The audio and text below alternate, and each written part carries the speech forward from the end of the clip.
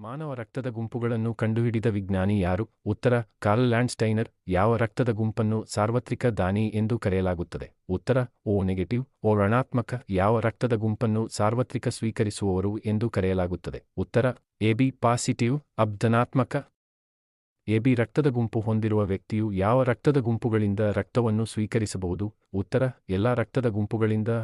B ಅಬ್ ಮತ್ತು ಓ AB. AB ಮತ್ತು ಓ ರಕ್ತದ ಗುಂಪು ಹೊಂದಿರುವ ವ್ಯಕ್ತಿಯು ಯಾವ ರಕ್ತದ ಗುಂಪುಗಳಿಗೆ ರಕ್ತವನ್ನು ದಾನ ಮಾಡಬಹುದು? ಉತ್ತರ: ಎಲ್ಲ ರಕ್ತದ ಗುಂಪುಗಳಿಗೆ.